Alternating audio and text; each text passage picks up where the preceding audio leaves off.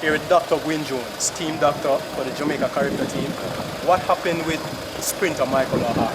Okay, well, on Friday morning, Good Friday morning, one of his teammates, a rumor him knows that he had a rash on his back.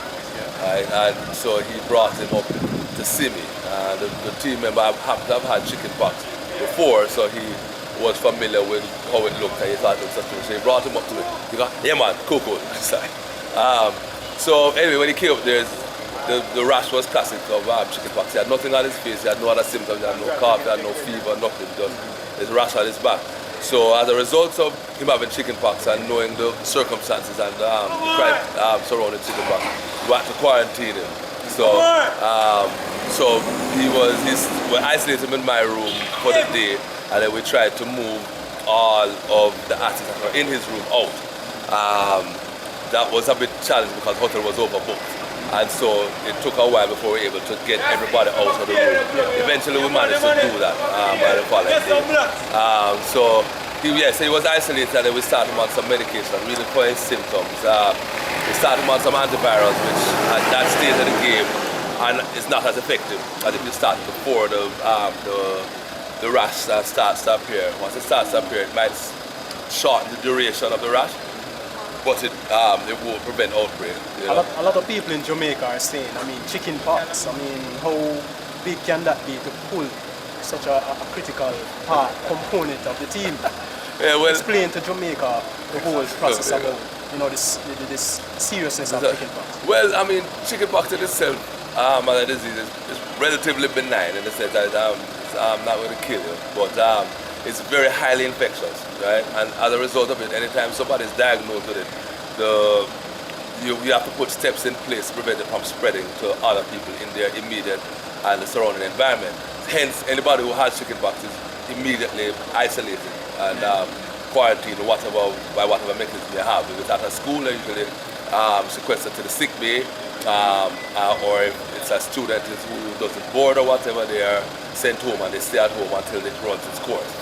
And you treat it pretty much symptomatically. If they have itching, you give them something for the scratching.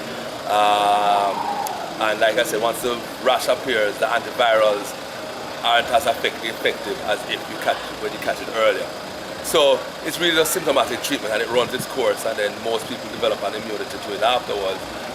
They still have like a 13% chance of somebody catching it again, but that's very uncommon. A lot of people are saying he could have gotten an injection.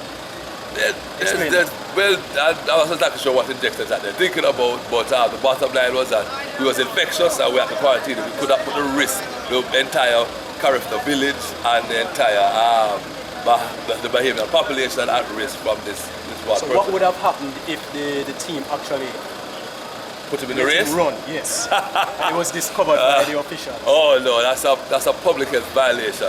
Us knowing, not knowing is one thing, but we knew we had to start reporting and we had to quarantine him. So if he had competed and they knew that he had competed, you would have had the various health officials coming down and pulling him and then possibly blocking the entire Jamaican team from participating, because then the entire team would have to be screened and to decide if there's anybody else on the team infectious or whatever. So like I said, I've had experience where, I was at college in the States, where a prominent university was stopped at state lines by the public health officials and the police because they had there was a chicken pox outbreak documented at the school, reported to the health officials, and they were trying to send a contingent to a regional meet up in on the eastern seaboard, and they were stopped by police and sent home, and they never participated. And it's a Division 1 school in the state. So it is, like I said, it's a really a public health issue. In terms of physically, he was fine. He wasn't even really itching. He wasn't itching or anything like that. So there's another concern. A lot of people are saying, he told us that he didn't see any symptoms while he was in Jamaica.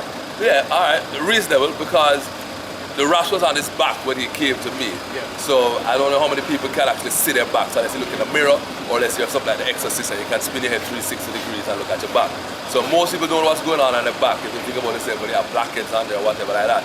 So a lot of times like that, you're not going to really know until, sometimes somebody's going to pick it up, or unless it's itching. So if it's itching, you'll have a rash that's scratch, but not everybody reacts the same way. Some people scratch a lot, some people don't. So he wasn't scratching at all. He had nothing on his face, and like I said, all the things were on his back. So he couldn't have seen it unless he lived in a hall of mirrors where he could turn his head 360 degrees. So it was actually picked up by one of his team members. Yeah, that's one of his team members who picked it up, you know. So a lot of times people don't recognize it until it comes on their face. Like you look at your face every day when you brush your teeth and so on. A lot of people don't recognize it a lot of times until it reached their face. But so it was all on his back. So he wouldn't have known unless it was scratching. It wasn't scratching him. So you say it's highly contagious. Very. Has any other member of the team?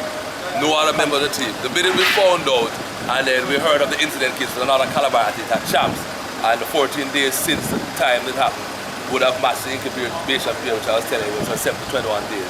And so the first thing we did was call all the Calabar athletes, strip them down and examine them when they got back looking for signs of a rash. And none of them, all of them were clear, you know. So that was the first step. And then after that, now we went on to we got some antivirals for some of the other athletes who were in the room with him. And I've since contacted the Calabar contingent back home to try and get them to put the guys who are with him at Penn, who plan to go for Penn, they said put them on antivirals going into Penn so they can prevent them from catching the disease. So those are the steps that we have taken since that. So the entire team is clean? Well, the entire team is clean so far. I mean, the thing is that we're only there for like 6 days, and the incubation period is 1 week. So if anybody's going to break out, it wouldn't be until, from that incident, from being in contact with O'Hara, it wouldn't be until Thursday this week. So really won't know until then. You know, but like I said, I spoke to the Calabar, the head, the throws coach, who I'm pretty close with, and I advised him to contact the head coach, who also know pretty well, Mr. Clark. And so he has contacted him, and the plan is to, for all the Calabar guys, especially those headed towards Penn, because that's just another 3 weeks, and they would want to reduce the quality on their side, to start the antivirals between today and tomorrow, because they still would be taking it before the incubation period is over, and that would help to reduce the risk of them manifesting the disease, or of catching it actually, you know, prevent the virus from going its normal course. All right, thank you very much, Gwyn Jones. Doctor.